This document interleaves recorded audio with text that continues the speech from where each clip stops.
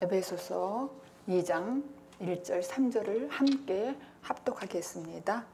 시작. 너희의 허물과 죄로 죽었던 너희를 살리셨도다. 그때에 너희가 그 가운데서 행하여 이 세상 풍속을 쫓고 공중의 권세 잡은 자를 따랐으니 곧 지금 불순종의 아들들 가운데서 역사하는 영이라. 전에는 우리도 다 그 가운데서 우리 육체의 욕심을 따라 지내며 육체와 마음에 원하는 것을 하여 다른 이들과 같이 본질상 진노의 자녀이었더니. 아멘. 갈라디아서 6장 7절에 보면은 스스로 속이지 말라. 하나님은 만홀히 여김을 받지 아니하리라 하시니 사람이 무엇으로 심든지 그대로 거두리라 그렇게 기록이 되어 있습니다. 그러니까 누구든지 심은 대로 자기가 심은 것을 그대로 거두게 된다는 당연한 이치를 말하는 것입니다. 그런데 일반적으로 대부분이 교회를 다니는 분들 중에서 저는 믿기만 하면은 천국에 들어갈 수 있게 해주세요. 그렇게 하거나 또는 저는 주님을 열심히 믿을 테니까 저에게 복을 주시고 아무 사고 없이 또 건강한 모습으로 살 수 있도록 영생을 주세요. 그렇게 하는 식으로 다니는 사람들이 많이 있습니다. 그러니까 상급 개념으로 구원을 얻기 위해서 하나님께 잘 보이기 위해서 악착같이 열심으로 노력하는 것이 필요하다고 생각하는 것이죠. 그렇기 때문에 열심히 노력하는 것입니다. 유대인들은 하나님 앞에 당당히 서려고 율법을 철저히 지켜 자기 의를 지키다가 결국은 실패를 했습니다. 그들은 성경에서 약속한 대로 이 땅에 성경이 약속한 대로 예언대로 메시아가 오셨어요. 그들이 기다렸는데 근데 과연 하나님은 약속한 대로 오셨어요. 보내주셨습니다. 하지만 예수님께서 그들을 인정해 주기는커녕 위선자들아 심히 책망하셨어요. 그들은 결국 예수님을 범법자로 십자가에 내주었습니다. 불행하게도 우리도 그들과 똑같은 방식으로 생각하고 그동안 예수를 주로 시만 하면은 또 신하고 믿기만 하면은 구원을 이미 받았다고 가르침을 받았습니다. 이것은 오늘날 많은 사람들이 이미 구원받아 새 생명을 얻었는데 구원은 또 무슨 구원이야? 그것은 바로 죄에 대한 철저한 그런 인식을 하지 못했기 때문에 그렇게 말하는 것입니다. 그러나 구원의 지식이 없이 무작정 믿으면 무작정한 결과가 나타나는 것이죠. 마태복음 7장에 보면은 생명으로 인도하는 문은 좁고 길이 협착하여 찾는 이가 적다고 그렇게 기록이 되어 있습니다. 그런데 좁고 협착한 문이라는 것은 사람 하나가 반드시 들어갈 수 있는 그런 문이란 말이에요. 그런데 그 앞에 장애물이 놓여 있기 때문에 장애물이 많아서 좁아진 문을 뜻하는 거예요. 그렇다면은 그 문 앞에 장애물은 도대체 누가 놓았을까? 장애물은 자신이 그 진리의 문 앞에 율법의 장애물이 놓아서 그냥 좁은 문이 되었다는 거예요. 그러니까 결론은 내 탓이란 말이죠. 내가 장애물을 놓았다는 얘기예요. 그 진리의 문에 예수 그리스도라는 진리의 문은 누구나 다 대상을 향한 진리라는 내용을 가진 열린 문이에요. 그러니까 그 문, 천국에 가는 문은 좁고 길이 협착한데 그게 생명의 길이라는 거예요. 근데 찾는 이가 적다고 그랬어요. 근데 왜 적으냐면은 그 앞에 장애물이 놨다는 얘기예요. 누가 놨어요? 장애물이? 본인이. 그 장애물이 무엇이냐면은 이스라엘 백성들이 율법 아래서 긴 세월 살았잖아요. 어디 살았어요? 광야에서 40년 동안 살았어요. 자기의 의와 고집과 믿음 없이 살았단 말이에요. 근데 이와 마찬가지로 내가 왜 하늘나라를 못 들어가냐 하면은 내가 그 앞에 장애물을 놨다는 거예요. 근데 그 장애물은 뭔가 했더니 나의 의, 나의 옳다함. 그러니까 아니면은 내가 율법적으로 열심히 노력해서 들어간 줄 알았다는 것. 그러니까 율법으로는 하늘나라 못 들어간다는 것이죠. 천국에. 율법으로는 구원이 없다는 얘기예요. 근데 그 앞에 내가 장애물을 놓았다는 것이죠. 그러니까 내가 못 들어가는 거잖아요. 내가 놓았기 때문에. 그래서 우리는 자신의 신앙생활에 대해서 관해서 한번 깊이 생각해 볼 필요가 있습니다. 만약에 내가 깊이 생각하지 아니하고 계속 긴 세월 동안 왔다 갔다만 한다면은 율법 아래에서 그거는 그런 신앙은 눈을 감고 신앙생활 하는 거예요. 그러니까 눈을 감고 산다는 거예요. 눈을 감고 그냥 길을 걷는 거와 마찬가지라는 것이죠. 뭘 모르고. 우리는 구원을 받았다고 할 때 어떤 착한 행실로 말미암아 구원을 받는 게 아니라는 거예요. 착한 행실로 너 참 잘했다. 이런 식으로 하나님께 나에게 상급 주는 그런 방법으로는 아니란 얘기예요. 우리는 내가 장애물을 놓았다는 말은 다시 한번 말하지만은 내가 열심히 노력하면은 하나님께서 나한테 복도 주고 여러 가지 상급도 주고 하늘나라를 주는 구원을 주는 걸로 생각하면 안 된다는 거예요. 그게 내가 천국을 들어가지 못하는 거야. 왜냐하면은 예수 그리스도로 말미암아 들어가는 것이지 내가 하는 것은 안 된다는 거예요. 그래서 그러나 이것은 내가 한다고 하는 것은 성경이 그 구원에 대한 올바른 개념이 아닙니다. 절대 아닌 거예요. 성경이 말하는 구원은 예수로 인하여서 자기 안에 새 생명이 잉태되고 그 생명이 태어난 후에 온전히 자라는 전 과정을 구원이라고 그러는 거예요. 아멘. 또는 하나님 나라까지 길을 알고 그 길을 가는 과정을 말하는 거예요. 아멘. 그러니까 자신이 간 만큼 구원의 이치요, 자신의 간 만큼 믿음의 크기라는 것이죠. 갈라디아서 3장 23절을 읽겠습니다. 갈라디아서 3장 23절 시작. 믿음이 오기 전에 우리가 율법 아래 매인 바 되고 계시될 믿음의 때까지 갇혔느니라. 믿음이 오기 전이란 그랬잖아요. 근데 믿음이 오기 전이란 우리는 율법 아래 보호를 받으면서 믿음이 계시될 때까지 갇혀 있다는 얘기예요. 계시될 때까지. 율법은 구약 전체를 의미하는 거예요. 율법하면 구약 전체를 의미하는 것이죠. 그러니까 구약의 전체 결론은 예수님이 완전하게 이루셨어요. 그러니까 내가 율법을 폐하러 온 것이 아니라 율법을 완전케 하러 왔다 그랬잖아요. 예수님이. 즉 예수 그리스도께서 인간의 죄를 십자가에 완전히 해결하시면은 그때부터 믿음이 필요하다는 거예요. 그때부터. 하나님의 진리를 성경에 감춰놨어요. 이 진리를. 그래서 믿음이라는 것은 안 보이는 것이 보이는 거예요. 그러니까 믿음은 바라는 것들이 실상이에요. 보지 않는 것들이 증거라고 그랬어요. 믿음은. 그런데 도대체 어떻게 하나님을 믿습니까, 우리가? 요셉의 상황을 대입해서 한번 이해를 좀 해보겠습니다.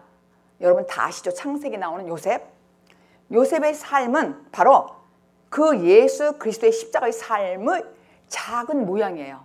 작은 모형입니다. 모형. 요셉의 삶은 그렇게 하나님 백성들이 이 세상에서 고난을 통과하여 하나님의 뜻을 이루는 자로 지어져가는 모습을 한 면으로 담고 있어요. 요셉은 말씀이 오기 전에 감옥에 갇혀 있어요. 이 말씀이 너무 중요해서 지금 제가 천천히 지금 여러분들 잘 깊이 생각하면서 들으라고 하는 거예요. 시편 105편 17절부터 9절까지 읽겠습니다. 시작. 한 사람을 앞서 보내셨으며 요셉이 종으로 팔렸도다. 그 발이 착고에 상하며 그 몸이 쇠사슬에 매였으니 곧 여호와의 말씀이 응할 때까지라. 그 말씀이 저를 단련하였도다. 여기에서 보니까 그가 요셉을 앞서 보내셨다고 그랬어요. 그가 누구냐면 하나님이에요. 하나님이 요셉을 먼저 앞서서 보냈다는 거예요. 그래서 요셉은 감옥에 매여 있는 몸이에요. 감옥에 매여 있고, 근데 언제까지 매여 있냐면 하나님의 약속이 성취될 때까지 감옥에 매여 있다는 거예요. 그런데 단련했다는 거예요. 말씀이 성취될 때까지 요셉은 하나님께 단련한다는 거예요. 그 말씀이 저를 단련하였도다 그렇게 기록이 되어 있네요. 그리고 때가 되었을 때에 말씀대로 하나님의 뜻이 이루어졌습니다. 그러니까 여기서 죄수 요셉이 총리가 되는 사건이 일어나잖아요. 그게 구원이라는 거예요. 쉽게 설명한다면. 감옥에 갇혔던 사람이 하나님의 은혜로 때가 되어서 구출해냈어요. 그게 구원이라는 거예요. 그러니까 우리 모두는 이 세상에서 감옥이라고 크게 생각하면 돼요. 이 감옥에 갇혀서 내가 열심히 노력했어요. 그런데 이거는 하늘나라 못 들어간다는 구원이 아니라는 것이요. 내 노력은 안 되는 거예요. 때가 돼서 하나님 뜻이 성취가 될 때, 그래서 믿음이 오기 전에 그랬어요. 그래서 근데 보디발의 법에 묶였다는 얘기예요. 그러니까 요셉이 억울하게 음탕했다고 보디발에 의해서 법에 의해서 묶였다는 얘기죠. 그러니까 종사하면서 그는 감옥에서 주님이 계시될 때까지 갇혔댔다는 거예요. 그러니까 여러분들이 지금 어렵고 힘들고 어떤 감옥에 갇혔다면은 아직 때가 아니라는 것이죠. 그 때가 성취되면은 그게 계시되는 거예요. 아멘. 말씀이 그때 우리를 풀어준다는 거예요. 아멘. 그게 구원이라는 거예요. 그냥 쉽게 설명한다면은. 그래서 그런데 이거는 인간적으로는 절대 빠져나올 수가 없어요. 내 힘으로는. 여러분의 힘으로는 율법에서 빠져나올 수가 없다는 얘기죠. 여러분은 그러면 도대체 언제 빠져나오나? 언제? 믿음이 계시될 때까지예요. 믿음이. 말씀이 계시될 때까지. 우리는 하나님과 동행하는 삶 속에서 여러 가지 배신도 당하고 모함도 당하고 또 미움도 당하고 감옥행도 가잖아요. 요셉처럼 갇히는 거예요. 뭐 누구 때문에? 전 깜깜한 감옥 이렇게만 생각할 것이 아니라 내 안에 감옥에 갇혔을 수도 있다는 얘기죠. 그렇게. 그런데 그 감옥 안에서 나중에 누구를 만나요? 술 맡은 관원장과 떡 맡은 관원장을 만나요. 그래서 그들이 꿈을 꿨는데 그걸 해몽해달라는 거예요. 근데 해몽했는데 떡 맡은 관원장은 나중에 죽게 되잖아요. 그리고 술 맡은 관원장은 나중에 거기서 해결되는 거예요. 그런데 거기에서 자기가 정말 억울하게 내가 이 감옥 생활을 한다 그러면서 술 맡은 관원장에게 자기 모든 걸 토해내는 거예요. 나는 여기 있을 사람 아닌데 난 너무 억울하다. 나는 음탕한 짓도 안 했다. 보디발의 부인을 내가 어떻게 하지도 않았다. 나는 지금 억울하게 내가 여기 잡혀 들어왔다. 이러면서 토론을 하는데도 그때뿐이야. 술 맡은 관원장이 너 나가면 나를 좀 생각해달라 이런데도 잊어버렸단 말이에요. 그런데 그건 하나님의 역사예요. 금세 풀어주지 않는 거예요. 그러니까 뭐냐면은 하나님의 계획의 시간표가 다 있다는 얘기예요. 저와 여러분은 하나님의 시간에 의해서 어제나 오늘이나 미래까지 영원토록 주님이 우리를 지켜주시고 보호하신다는 얘기예요. 하나님의 때까지. 근데 그게 하나님의 시간표라는 거예요. 시간표. 그래서 그 요셉이 겪어야 될 모든 것, 단련을 받는 것, 모든 거는 다 겪게도록 내버두는 거예요. 그러니까 우리가 창세전에 여러분과 저를 택하셔서 주님이. 그런데 때가 됐을 때, 때가 된다는 것은 말씀 임하고 믿음이 계시될 때에 우리를 풀어준다는 얘기죠. 아멘. 하나님의 시간표대로. 아멘. 이걸 알으면은 굉장히 우리에게 유익해요. 신앙생활 하는 데 있어서. 그래서 율법이라는 건 도대체 율법은 예수님과 연합하여서 죽은 자만 도와준다는 거예요. 그러니까 내가 율법에 갇혔다. 긴 세월. 이거는 무슨 소리냐면은 내가 이제는 율법이라는 것은 나를 보호해주면서 나를 갇히게 하잖아요. 때가 될 때까지. 그런데 내가 완전히 죽고 연합하여 죽고 연합하여서 살아나는 거예요. 그러니까 내가 죽어야 살아난다는 거예요. 네. 아버지 집에서 사랑받던 그 요셉이 너무 억울하게 잡혔잖아요. 억울하게 형들에게 팔려갔지. 또 보디발 집에서 종살이 하면서 또 어떻게 또 억울한 누명을 써가지고 또 감옥까지 갔잖아요. 응? 그렇게. 그러니까 감옥에서 죽었어. 완전히. 그리고 완전히 하나님과 함께 된 사람만이 새 사람이 된다는 거예요. 아멘. 새 사람이. 그래서 우리가 어떤 감옥이 있다 할지라도 우리가 예수님과 함께 죽는다면 주님은 반드시 우리를 풀어준다는 것이죠. 아멘. 구원은 주 예수가 총이 되는 것과 같은 그런 기쁨이란 얘기예요. 아멘. 그런 기쁨. 그래서 이것보다 더 기쁨은 없죠. 그러니까 잘 생각해 보시면 여러분들이 내 안에 울고 있는 내가 있는지를 한번 보시란 말이에요. 그러니까 내 안에 울고 있는 나. 그러니까 옥이라고 생각하란 말이에요. 옥. 그래서 구원에 못 들어가고 하늘나라에 못 들어가는 거예요. 내가 막았어. 내 안에 옥이 있단 말이에요. 그 옥이 뭐냐면은 아픔, 슬픔, 거절당함, 배신. 그러니까 하나님이 안 보였다고 지난 시간에 제가 말씀드렸잖아요. 그렇게 억울하고 분하고 약간 당하면은 하나님이 보이지 않더라고요. 그 보이지 않는 게 내가 옥에 갇혔더란 얘기야. 그래서 옥에 갇힌 사람한테 이렇게 말씀을 증거해도 생명의 말씀이 들어가지 않아요. 제가 그걸 깨달았고요. 생명의 말씀이 왜 못 알아듣나? 허다한 무리들이 그렇게 많은데 자기들이 좋다고 좋은 데만 이렇게 사람 얘기하고 이런 데만 다니지 이 생명의 말씀에 관심 갖지 않는 이유가 있었어요. 아무리 말씀해도 내가 변하지 않는 거야. 왜냐면 내가 옥에 갇혔기 때문에.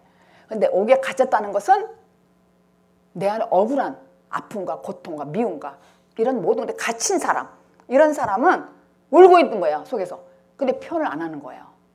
그래서 이 말씀이 들리지 않는다는 거예요. 제가 아는 여성, 형제가 있어요. 근데 이분이 몇십 년 동안 하나님을 믿었어요.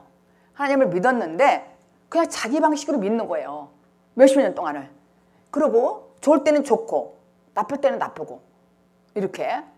어느 날 저한테 헌금을 좀 하고 싶은데 카드로 하면 안 되는 것이냐, 한국에서 연락 왔어. 그 사람이에요. 지금 그 사람 얘기. 그러니까 자기가 기분대로 사는 거야.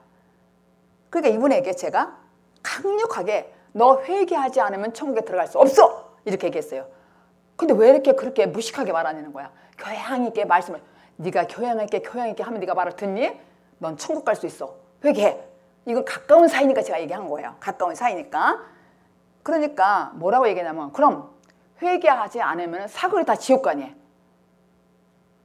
그렇다면 이 말씀을 안 들었다는 얘기잖아요. 저한테는 말씀을 듣는데 유튜브로. 근데 안 듣는 거잖아요. 이 말씀을 제대로 들었다면 그렇게 말하지 않지. 사거리 지옥 가니? 지옥 가죠. 회개하지 않으면. 반드시 회개해야 천국 간다니까요. 아, 네. 반드시. 그 죄가 해결되지 않으면 자기가 어떻게 살아가게 되고 어떤 종말을 맞을 것인지를 별로 심각하게 생각하지 않는 결과야. 응? 심각하게 생각하지 않는단 말이에요. 그러니까 우리의 구원의 크기는 측량하기 위해서는, 우리의 구원의 크기를 측량하기 위해서는 우리가 죄에서 건져진 그 깊이를 알지 못하고는 그 구원이 얼마나 엄청난 것이라는 것을 알 수 없다는 거예요. 그러니까 바울이 있었잖아요. 죄인 중에 괴수 같은 사람이 자기라고 그랬어요. 내가 생각해보니까 난 죄인 중에 괴수였어 이런 거예요. 그게 엄청난 구원을 깨달았다는 얘기예요. 바울이. 네. 그런데 그 죄가 얼마나 무시무시한 것인가를 한번 생각해 보자고요.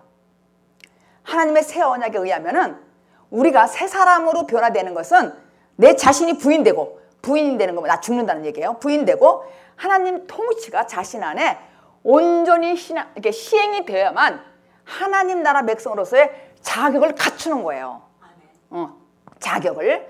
그런데 그 속에 또 다른 법이 여전히 존재한다는 말이 있어요. 바울이 그렇게 기록했어요. 로마서 7장 22절, 23절까지를 읽겠습니다. 내 속사람으로는 하나님의 법을 즐거워하되 내 지체 속에서 한 다른 법이 내 마음의 법과 싸워 내 지체 속에 있는 죄의 법 아래로 나를 사로잡아 오는 것을 보는도다. 그러니까 내 지체 속에서 하나님의 뜻대로 내가 살고 싶어해. 여러분도. 그런데 그 옛사람이라는 내 속에 있는 것이 이 새사람께로 내가 이렇게 가려고 하는데, 이동하려고 하는데 허락지 않다는 얘기예요. 이 말이. 바울이 죄의 법 아래로 사로잡히게 되는 현실을 지금 보고 쓴 거야. 그 전에 쓴 거란 말이에요. 바울이. 이것이 엄청난 영적 전쟁이란 말이에요. 영적 전쟁. 바울이 그 전쟁을 이렇게 묘사한 거예요. 지금 읽으신 대로. 분명히 이것은 창세 전에 택함받은 백성들에게서만 일어나는 영적 전쟁이에요. 택함받은 백성에게만 일어나는 영적 전쟁이란 말이에요. 이 말씀은. 그런데 보시다시피 하나님께서는 새 사람이 이길 수 있도록 헌 사람을 나를 도와주지 않아. 내가 새 사람에게 이겨야 되잖아요. 새 사람이 옛 사람을 내가 이기도록 나를 돕지 않으시더란 얘기예요. 지금 이 말씀이. 옛 사람이 속 사람을 이기게 그냥 내버두는 거야. 무슨 말인지 이해가 되죠? 내 안에서 영적 전쟁을 지금 하는 거예요. 내 옛 사람이 속 사람을 고난받도록, 핍박하도록 그냥 놔두신다는 거예요. 거기에 격발되는 것이 한탄이 나오는 거야. 로마서 7장 24, 25절. 그러니까 바울이 오라 공고한 막 한탄하는 거예요. 왜 내가 이렇게 사람이 이럴까? 시작.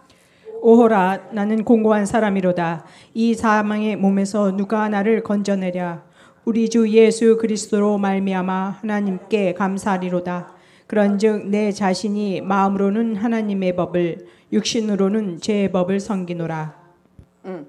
그러므로 누군가 나를 도와주지 않으면은 바울이 지금 그래요. 자기는 영원한 사망 떨어질 뻔했다는 거야. 그렇게 탄식하는 거야. 오라 공고한 자로다. 나를 이 사망의 법에서 나를 건져 줄 거냐 이렇게 탄식하는 거예요. 그러니까 자신의 무력함을 지금 발견한 거예요. 그러고서 바울이 어디로 가냐면은 지금 25절로 가잖아요. 하나님이 준비한 예수 그리스도께로 가는 거예요. 그러니까 이건 뭐냐면 여러분들 잘 지금 중요한 말씀이에요. 중간은 없어요. 우리가 교회 다닐 때 천국 아니면 지옥이에요. 옛사람 아니면 새사람이야. 근데 아니야, 저 사람은 내가 지금 거짓 새사람 된 것 같아. 이건 아니야. 예스 아니면 노야. 예 아니면 아니요. 두 번 왔다 갔다 하는 건 아니란 말이에요. 현재 상황을 얘기해 보라니까요. 현재 상황. 여러분들이 확실히 새 사람인가 아닌가, 이게 둘 중에 하나예요. 중간은 나는 내가 여태까지 예수 믿었는데 이건 율법이 아직까지도. 그건 옛사람이야. 내가 여태까지 믿은 것만 생각해봐. 이건 옛사람이란 말이에요. 새 사람이 안 됐다고요. 응? 죄인 중에 괴수요. 이게 바울이 그랬잖아요. 그렇게 확실하게 자기가 죄수라는 걸 알아야 된단 말이에요. 나는 죄인 중에 괴수라는 걸 알아야 된다는 얘기예요. 지금 이 얘기는. 그래서 오라 공고한 자로다. 이렇게 탄식하는 거예요. 그러니까 예수 그리스도께로 가야 된다는 얘기예요. 내가 죽고 새 사람이 돼야 된다는 얘기예요.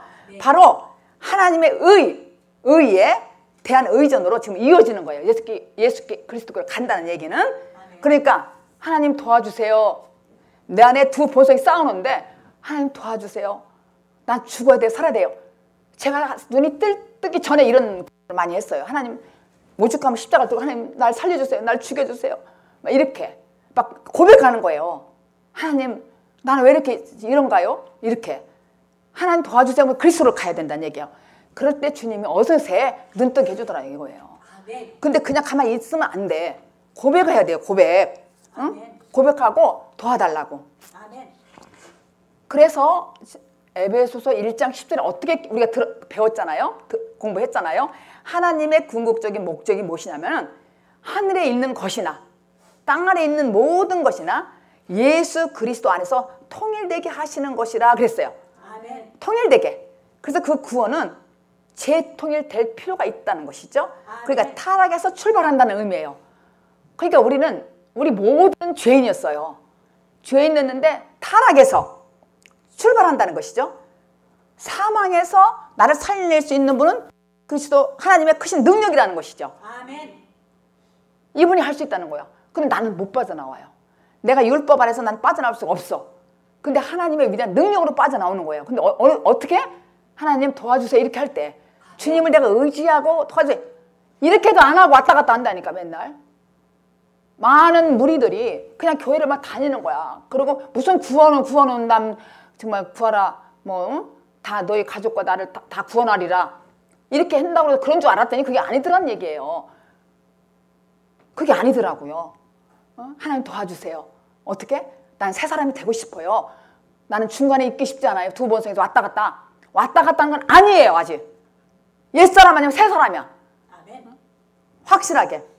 그래서 우리가 이 구원은 재통일, 다시 아멘. 타락에서 출발하는 거예요. 그러니까 죄인에서 출발한다는 거죠. 부끄러운 게 하나도 없어요. 이거는 하나님 도와주세요. 내 힘으로는 할 수 없습니다. 예수 그리스도께로 갔다 그랬어요. 바울이 25절에 7장. 근데 에베소서 1장에서 오늘 2장 1절 3절 시작하는데 그 전에 1장에서 뭐라 그래? 예수 그리스도가 20번이 나온다니까. 그 말이 20번이.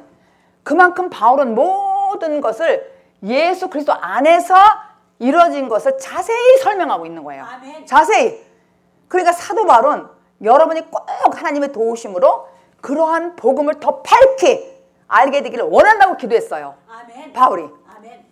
그러니까 그렇게 기도한 후에 본문에서 아직도 명확히 모르는 사람들을 위해서 다시 한번 구원받은 전에를 한번 생각해 보라는 거야. 여러분은 과거를 한번 생각해 보라는 거야. 우리가 어떤 사람이었는가. 우리가 죄인 중에 괴수였지 이런 사람은 된 거야. 근데 아니요, 이럴 건 아니란 얘기예요. 그건 아니란 얘기죠. 그러니까 확실하게 다시 한번 구원받기 전을 한번 생각해보라, 이 얘기를 좀 쓴 거예요, 바울이. 그래서 하나님이 여러분 마음속에 역사하기 전에 어떤 존재였는가를 생각해보라는 거예요. 어떤 존재. 우리가 바울은 본문에서 죄악 가운데 있는 인간의 상태를 죄와 허물로 죽은 자들이라고 표현했어요. 그게 오늘 읽으신 2장 1절 말씀이에요. 함께 크게 읽겠습니다. 시작. 너희의 허물과 죄로 죽었던 너희를 살리셨도다. 그러니까 죄와 허물 하면은 인간이 죄 지을 수 있는 모든 죄, 알고 지은 죄, 모르고 지은 죄, 이 모든 것을 총체적으로 가리키는 거예요. 허물과 죄라는 것은 내가 알고도 짓고 모르고도 짓는 모든 것 총체적으로 지은 죄를 얘기하는 거예요. 오늘 이 말씀 1절 말씀이. 그러니까 죽었던 자래요. 무슨 뜻이냐면 이 죽었던 자가 죄로 말미암아 사망이 들어오게 되었고 그 사망을 향해 가는 죽었던 자들을 얘기하는 거예요. 근데 모르죠. 그냥 다니는 거야. 오랫동안 살 걸로.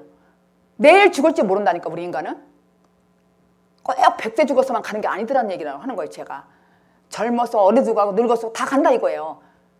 근데 이렇게 가는데 사망이 들어오고 나한테 오고 그 사망으로 향해서 내가 가는 사람들이 죽은 자들이라는 거야. 그게 허물과 죄로 죽은 자들이란 말이에요. 그래서 근데 육체적으로 죽었다는 얘기가 아닌 거 아시죠? 육체적으로 죽었다는 얘기가 아니고 허물과 죄로 죽었다는 거예요. 영적으로. 이 얘기예요.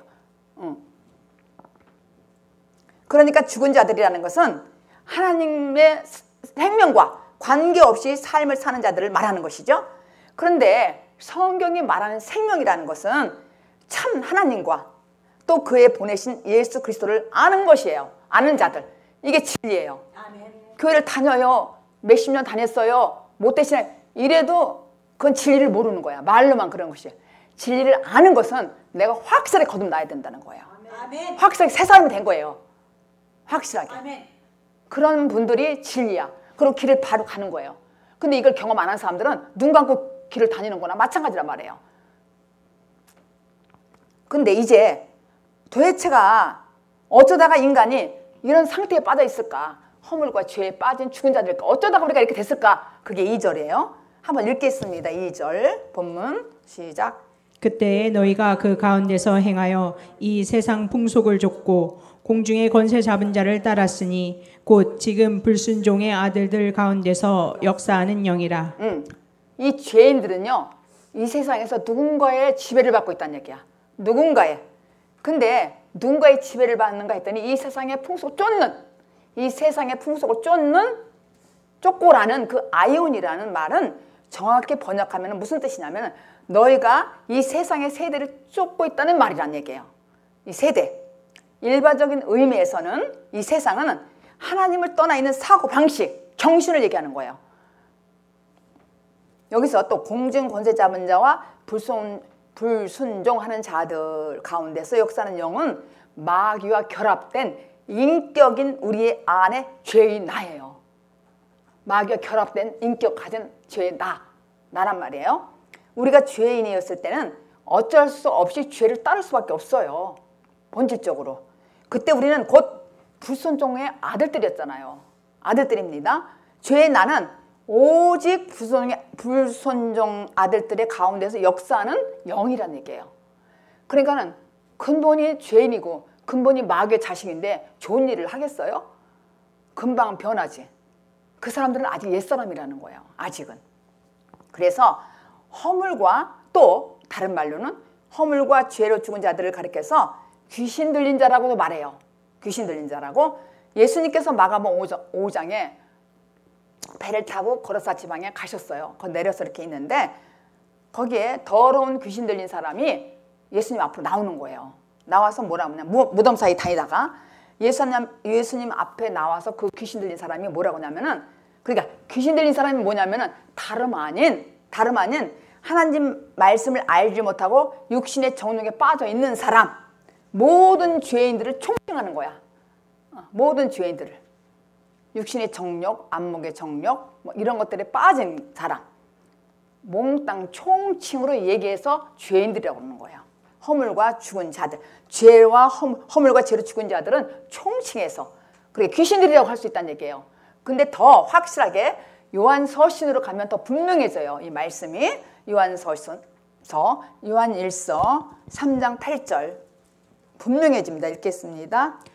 죄를 짓는 자는 마귀에게 속하나니 마귀는 처음부터 범죄함이니라. 하나님의 아들이 나타나신 것은 마귀를 멸하려 하심이니라. 우리가 대개 보면 이렇게 말하죠. 나처럼 양심적인 사람이 있으면 나와봐. 그러면서 그런데 가끔 죄를 조금씩 짓는데요. 이거는 뭐냐면 자기를 변명하는 거야. 그러나 이것은 자기가 정당화하기 위해서 죄를 짓는 거예요. 정당화하기 위해서. 변명하는 것이죠. 그러니까 죄를 짓는 자는 실수로 짓는 게 아니라니까요. 근본 자체가 불순종하는 영이 있단 말이에요. 속에. 불순종하는 영이. 그래서 존재적으로 자기 자신이 주인이 마귀이기 때문에 죄를 짓는다는 거예요. 지금 마귀라고도 설명하고 불순종하는 영이라고 설명하고 지금 쭉 하는 거예요. 그래서 죄인들이 총칭하는 것. 그래서 이거는 뭐냐면 조금 부드럽게 말한다면 옛사람이라고 그러는 거예요. 강하게 마귀, 불순종하는 영 이렇게 했는데 이걸 좀 부드럽게 설명한다면 바로 옛사람이에요. 옛사람. 자신의 옛사람에 속해 있다는 것이죠. 그러니까 하나님과 함께 동행하지 않는 사람은, 행하는 사람은 여기서 처음부터라는 말이 있잖아요. 죄를 짓는 자는 해놓고 처음부터 그렇게. 처음부터 범죄함이라고 했어요. 처음부터 범죄한대요. 그러니까 어떤 때를 말한다기보다는 처음에 이런 거보다는 본질상 근본적으로 라는 얘기예요. 그러니까 우리는 이 땅에 태어났을 때 허물과 죄로 본질상 태어났어요. 그래서 우리는 죄인이야. 그냥 해주도 않았는데 우리는 죄인이라니까. 그 죄인이란 말이에요. 그래서 본질상 마귀의 정의는 죄고 불법이란 말이에요. 본질상. 마귀의 본질상은 죄고 불법이란 얘기죠. 본질상. 그러니까 하나님의 의의 아들이 나타난 것은 또 그렇게 써 있어요. 그죠? 이거는 마귀의 멸하라고 오셨다는 거예요.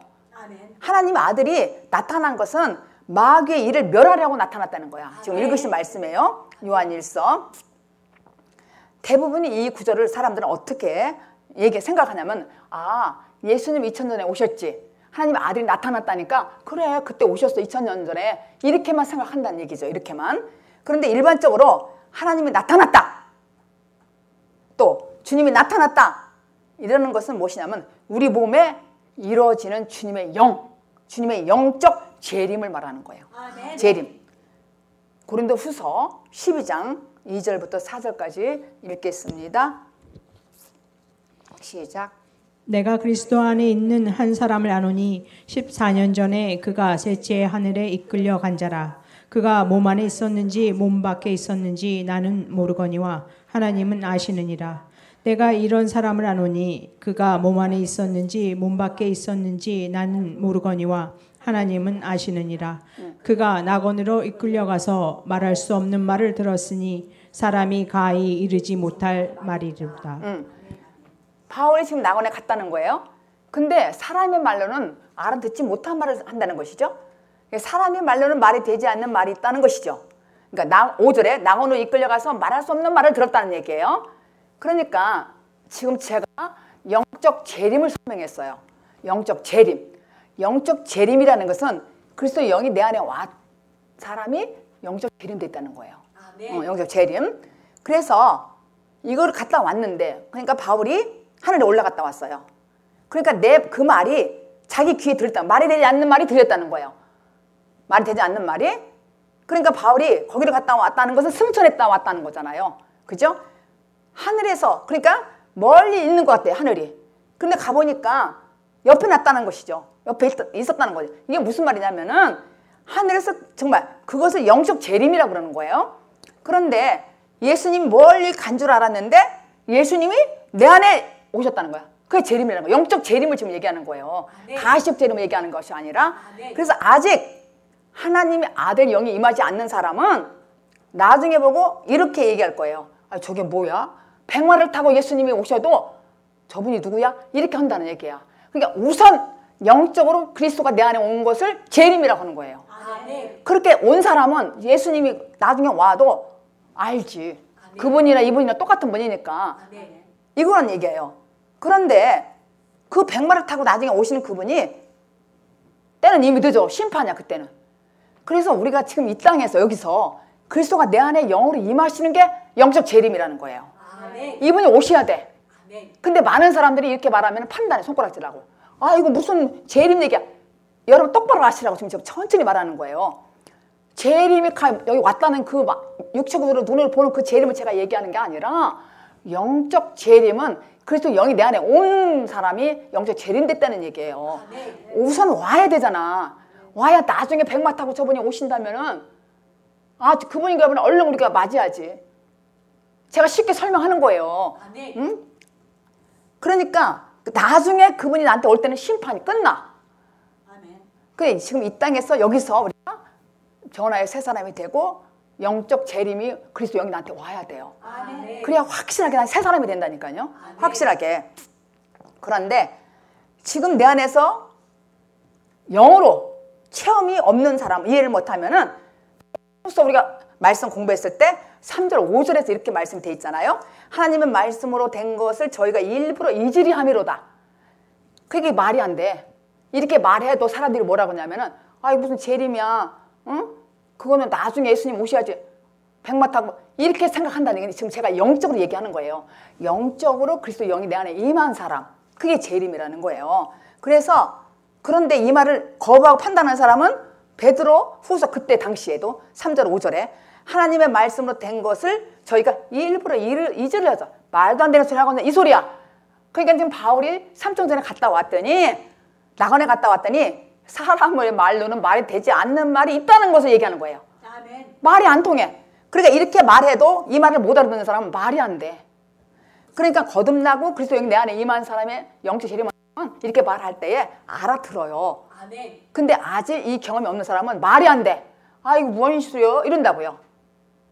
그게 동행한 사람은 이 말이 통하지. 아멘. 응? 이 말이 통한다는 얘기예요. 그러니까 제가 천국 갔다 왔다는 얘기를 언젠가 간증한 적이 있을 거예요. 그러면 이걸 어떻게 대입을 제가 설명을 하고 싶었어요. 시공을 초월하는 거예요. 그래서 영이 내 안에 오시면은 시공을 초월해서 한계를 뛰어넘는다는 거예요. 그게 무슨 한계? 나쁜 한계가 아니라 그리스도가 내 안에 계신 걸 내가 안다는 얘기예요. 아멘. 그래서 정말 그분이, 아 그분이구나, 하나님 저와 동행하는구나. 그런데 제가 그때 간증할 때 어떻게 설명했냐면, 안방에서 건너편 가는 것처럼 그렇게 가깝더라는 얘기예요. 그러니까 초월한다. 영이 그렇다니까, 가볍다니까요. 그러니까 바울이 승천에서 갔다 왔을 때 지금 썼잖아. 고린도후서 12장에 바울이 거기서 정말 사람의 말로는 말이 되지 않는 말이 있다니까. 그러니까 제가 이렇게 설명해도, 생명의 말씀이 이렇게 있다, 영적 체험 해도 이 말을 모르는 사람은 말이 되지 않는 말을 알아듣는다는 얘기예요. 그리고 베드로 후서 3장에도 그렇게 기록이 돼 있어요. 베드로가 하나님 말씀으로 된 것을 저희가 일부러 잊으려고 강림은 언제 와? 이렇게 했다는 얘기가 써 있잖아요. 우리 배웠잖아요. 그 주님이 언제 와? 기다려도 안 오네. 아니 기다릴 것이 뭐 있어요. 내 안에 지금 빨리 오시고 나서 얘기를 해야지 우선은. 아멘. 기다릴 땐 늦었어. 심판이야. 아멘. 지옥 간다니까. 그때는 내가 준비도 하나도 안 되는 상태에서 어떻게 그래요. 그리스도가 내 안에 와서 준비가 돼야 내가 죄를 짓지 않죠. 근데 안 짓는다는 뭐예요? 그분이 나를 지배한다는 얘기예요. 총체적으로 나를. 아멘. 그런 얘기란 말이에요. 그러니까 아이고 죄를 안 져. 이래도 그것도 또 사람의 말로 또 못 알아들어. 이 사람의 말로는 말이 되지 않아. 이 말 해도 말이 되지 않는다니까요. 바울이 다 기록했어요. 아까 로마서 7장에서 또 고린도후서 12장 바울이 다 경험을 해보고 쓴 거예요. 아멘. 나는 죄 중에 괴수다 고민하고 로마서 7장 고민하고, 그리고 지금 고린도후서 12장도 자기가 갔다 왔더니 바로 여기도 옆에 들에 바울이 두 번 썼잖아요. 강조했잖아. 지금 읽으셨잖아. 강조, 진짜란 얘기예요. 강조는 두 번 쓴 거는 바울이 갔다 왔더니 바로 옆이네? 여기네? 이 얘기예요. 근데 여기네 갔다 왔다 그랬더니 사람들이 말이 안 되는 소리가 나왔네? 이렇게 하는 것처럼 갔다 오니까 이렇게 쓴 거예요. 바울이. 3절 본문 읽겠습니다. 시작. 전에는 우리도 다 그 가운데서 우리 육체의 욕심을 따라 지내며 육체와 마음에 원하는 것을 하여 다른 이들과 같이 본질상 진노의 자녀였더니. 그러니까 제가 이제 한 가지, 우리 안에 영으로 그분이 재림했다는 말은 내가 예수를 만나서, 우리가 내가 다 고침을 받은 후에, 말씀으로 고침을 받은 후에 죄 사함을 받게 되었을 때에 주님이 우리 안에 나타나는 것을 말하는 거야. 그러니까 내가 죄 사함을 받을 때에, 받고 나서 그 주님이, 그래서 영이 얘기하는 거예요. 영이 내 안에 오신 상태. 이게 재림이라는 거예요. 영이. 육적 가시로 온 이 얘기하는 게 절대 아니란 말이에요. 그러니까 이 얘기를 해가지고 오해하면은 말을 못 알아듣는다는 얘기죠. 무슨 말이지? 사도는 이 땅에 태어나는 모든 인간들을 그렇게 본질상 진노의 자녀들이라고 이야기하고 있어요. 지금 3절이. 그 불순종을 어디서 배운 게 아니에요. 원래부터 본질상 그렇게 태어났어. 우리가 어디서 배운 게 아니야. 본질상 죄와 허물로 태어났다는 게 이 세상에 배운 게 아니라. 그래서 시편의 51편에 보면은 5절, 내가 죄악 중에 출생하였으며, 이거 다윗이 쓴 거예요. 모친이 죄 중에 나를 잉태하니라. 그러니까 내가 죄악 중에 출생했대. 그러니까 원죄를 얘기하는 거예요. 지금 원죄. 그러므로 바울은 우리에게 날 때부터 타고난 원죄를 지금 얘기하는 거예요. 바울은 이 3절이 본질상 육체의 욕심을 따라 내가 본질상 진노의 자녀라는 거예요. 이거는 원래. 그러니까 창세기 1장 26절에 보면은 하나님의 형상과 모양으로 우리를 지으셨잖아요. 하나님께서 우리를 지으셨어요. 지으셨는데 타락으로 인해서 우리가 부패됐잖아. 타락으로 죄와 허물로 이 땅에 우리가 왔단 말이에요. 부패된 존재로. 그러니까는 주님을 만난 사람은 입에서 뭐라 그래요? 나는 죄인 중에 괴수야. 나는 정말 부패됐더라고요. 저가 어렵고 힘들 때는 또 하나님이 안 보였다고 그러잖아요. 왜냐면 나처럼 죄인 중에 괴수가 없었다고 하는 거나 마찬가지라는 거예요. 하나님 그렇게 안 보일 수가 없더라니까요. 그렇게 열심히 믿었는데. 그렇게. 그래서 우리는 하나님의 형상으로 회복이 필요하잖아요. 그죠? 회복이 필요한데 인간의 힘으로는 도저히 가망성이 없어. 가능성이 안 돼. 불가능이야. 어떻게? 하나님이 도우심을 구해야 되는 거예요. 네, 도우심을. 그래서 거듭나서 새 사람이 되었다는 것은 하나님의 형상대로 완전히 회복됐다는 얘기예요. 완전히. 그래서 이거는 우리가 옛사람을 먹고 새 사람으로 입는 것인데 하나님의 은혜로 단번에 되는 거예요. 하나님의 은혜로 단번에 되는 것인데 새롭게 되는 일은 계속 점진적으로 나에게 일어나는 것이죠.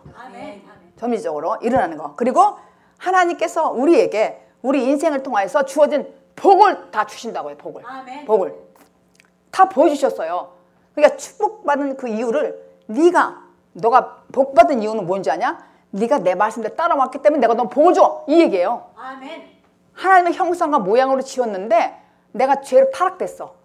근데 주님께서 내가 나의 죄를 사해 주시고 모든 걸 해주시고 나에게 두셨잖아요. 근데 나에게 복을 주셔. 근데 그 축복을 주신 이유가 뭐냐면 날 창세전에 택했을 때 복을 줬다는 거예요. 근데 그 이유가 뭐냐면 네가 내 말대로 다 했어. 네 말대로 들었어. 내 말대로. 그래서 내가 너에게 복을 주는 거야. 이 얘기예요. 이런 축복을 받는 저와 여러분이 되기를 예수 그리스도 이름으로 축복합니다. 기도합니다. 전능하신 하나님 아버지 고맙고 감사합니다.